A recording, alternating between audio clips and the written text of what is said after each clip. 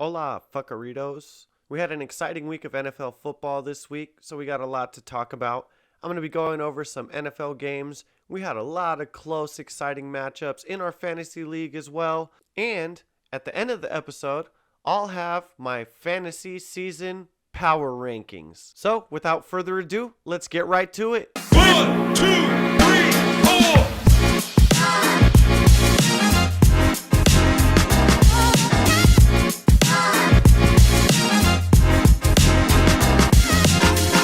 Finally, an NFL week with some scoring, and a lot of it, if I may say so myself. It looks like all the fantasy performances made up for it this week and had a banger of a week. As a matter of fact, only 3 out of the 10 teams in our league made less than triple digits this week. And we had some close, exciting, high-power matchups, which I'll be going over one by one. But first, some league updates. Let me see, where's the button for this thing? Thank you so much, everybody who donated along with your league fees. We were able to make the budget, and I will be ordering the trophy this upcoming weekend or sometime before the next episode, so you'll catch that update in the next episode. Also, the scheduling issue for October Thursday Night Football has been resolved, and we will be meeting up for the Thursday Night Football in Week 8, October 26th, Tampa Bay Buccaneers versus Buffalo Bills. Now, we're going to be doing this one at the same place that we had the draft games, a little bit closer to the East Siders. I know Donnie's going to be traveling all the way from Arizona. That's PT's on Bermuda and Maryland. If you need the address, just shoot me a text or ask me in the group chat. We had a successful first meetup for the Monday Night Football game featuring the Bengals versus the Rams. The game itself wasn't very exciting, but the homies meeting up and chilling was always a good time. Everybody that came got their name points and their stickers, so if you haven't gotten your sticker yet from me for the donation, I still have that for you, and I will give that to you at the next meetup or next time I see you if it's before then. In tonight's Thursday Night Football matchup, we have a classic NFL rivalry with the Green Bay Packers playing against the Detroit Lions. Now, this game is really set up as a pick'em with the Lions favored at 1.5, which really means that Vegas doesn't know who to go with. The over and under for the game is 46, which is a decently high score. Personally, I would go with the over, looking at the way things are now. Of course, I could be wrong. Fantasy owners in our league who have players in this matchup are Donnie with Goff and Amon-Ra, the stack that has been doing him decently good so far in the season. Raul has Sam Laporta as the tight end, which is a pretty good rookie tight end. On their fantasy bench from the Lions side, Christo has Jahmyr Gibbs and Josh Reynolds, and Edwin has David Montgomery. Looking at the Packers side, on the starting lineups, Edwin is the only one that's starting a Packer, and it's Jordan Love. Other than that, the only fantasy relevant players from the Packers side are on the bench of their fantasy owners this week, so far at least, as of the recording of this episode. Vaughn has A.J. Dillon, and Eric has Aaron Jones. Overall, I think that this matchup is going to be a pretty good one to watch. I'm excited to see this classic rivalry revamped with new characters on both sides. Should be a good one. Fantasy trades that went through in this week. I only saw one. I didn't scroll down very far, though, to be honest. Anthony Richardson got traded for Gus Edwards in a transaction where Donnie and Chef both exchanged gimpy players. We'll see how that one turns out for each one of them going down for the rest of this season. And now let's take a look at our fantasy matchups from this week. But before we go over these matchups, I want to give a shout out to the Dub Club. Vaughn, Eric, me, Christo, and Raul. Now let's break down these games. Let's start off with Vaughn's matchup versus Henson. This matchup was the clapping of the week, but Henson shouldn't feel bad because he put up a decent score. Vaughn just went off with the high score of the season, finishing 140 over 116. Vaughn maintained the lead the entire time, with the Bills' defense doing most of the heavy lifting. 46 points from the defense. You gotta love the scoring rules in our league. That in itself with the defense was enough to overcome the beastly performance of Tua Tagovailoa in that absolute bunghole reaming of a game, with Miami defeating the Broncos 70-20, all of them scoring at will every time that they wanted.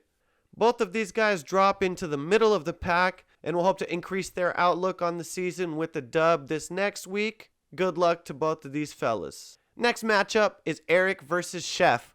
We watched this one unfold in front of our eyes, as the Monday night game ended up being the time where Chef almost made a comeback in a semi-miraculous way. He needed to score multiple touchdowns in a game where the Rams were not scoring any touchdowns, and he almost made it for a final score of 113-109. Good victory to Eric, but it was definitely fun to watch that one go down. Now, on Eric's side of things, Pat Mahomes was a rock star, as well as Christian McCaffrey, Dameon Pierce going off, Amari Cooper, and Deebo Samuel. His kicker also scored 10 points, but his Jaguars defense netted him a total of -4. Didn't really matter because he was able to pull out the victory. On Chef's side of things, he had one major player in Devontae Adams that scored almost 30 points, but the rest of his team wasn't able to cut it, with Mark Andrews and Breece Hall scoring about 3 points each. Next week, Chef will be looking to come back out on top as he plays in the no longer Tequila Bowl because he already changed his name, so that's pretty lame. In our next matchup, I clapped Donnie with the final score of 117-79, with my main players being Justin Herbert with a hell of a week, as well as the kicker Matt Gay. Finishing with the final score of 24 points, he had 4 kicks that were over 50 yards, which get a bonus point in our league. On the other hand, Donnie's team did mediocrely. Chuba Hubbard absolutely shitting the bed with the near goose egg.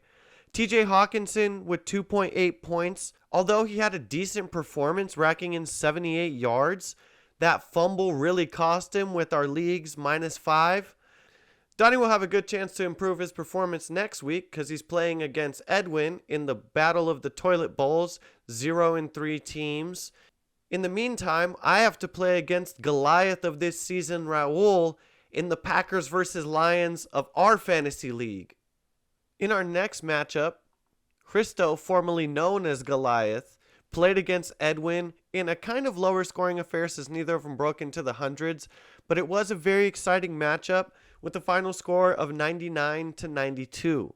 Christo continues his undefeated streak this year with an amazing performance by Keenan Allen and Justin Jefferson, in between them hauling in 50 points for those two wide receivers. One of the reasons is because Keenan Allen threw a 45-yard touchdown down the sideline to Mike Williams. On the other hand, despite the unrepeatable performance of Raheem Mostert in that 70-point NFL matchup, every other player on his team scored less than 10 points, with the Niners barely going above that standard and scoring 19.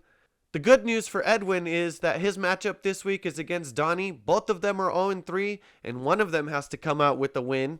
And in the last fantasy matchup of week 3 for our league was the nail biter of the week, earning Raul the Toned Glutes Award because I know he was clenching so hard on that Monday night game. The final score came within 1 point, and it was all in the hands of T. Higgins in this last Monday night game that we were all gathered up to watch, and I was rooting for T. Higgins to get 10 more yards, man. 10 yards is all he needed for Greg to have pulled up an amazing come-from-behind victory. Regardless of that, both of these guys had an amazing performance in this week and are ultimately still juggernauts going into the rest of the season. Raul, after selling his soul to be able to predict all the running backs, had 60 points in between his two starters, Zach Moss and Kenneth Walker. Along with that, the Eagles defense and Sam Laporta, as well as Stephon Diggs, both racked in a decent performance on his team. On the contrary side, a good performance by Kirk Cousins and Tyreek Hill wasn't enough to save Greg, with T. Higgins barely not making enough from that near come-from-behind victory. I can only imagine both of these guys are feeling pretty good about the rest of this season. And now, for the moment that you guys have all been waiting for, hit that drop for me. I finally have enough information gathered from the games and the matchups of the opponents you guys have been playing to put together a list that's not equivalent to the standings in the league. At the top of the list right now is Raul. As we mentioned, he's the hash-slinging stasher, and these stashes are starting to pay off quicker than we thought. On top of everything, he has Alvin Kamara and Kareem Hunt all coming up. This guy's in a good position for the early part of this season. Next up is actually Vaughn, which, although he's not in the top 5 right now, has actually had a series of difficult matchups and did decently enough to put him in the second place. Third place in my power rankings is Eric. Despite him being first in the standings, he's had a couple easy matchups, and that puts him in third. Same story with Risto, who's at the top of the standings, but has had 3 easy matchups against opponents who haven't won much. Greg and me fill up the 5th and 6th position, right in the middle of the pack, tapering off a little bit with Cody, and then Edwin, Henson, and Donnie, all in the relevant kind of bottom space of my power rankings. And that's where I'm going to wrap it up with this week's episode of the podcast. More of kind of a statistical, numerical check-in with everybody after the boomer of a week that we had go off. Next week, I'm back at you with another interview segment. Good luck on everybody's matchups this week. Take your Thursday night players out of the flex, and I'll catch you for the week 4 episode of the Fantasy Freestyle Podcast. Money.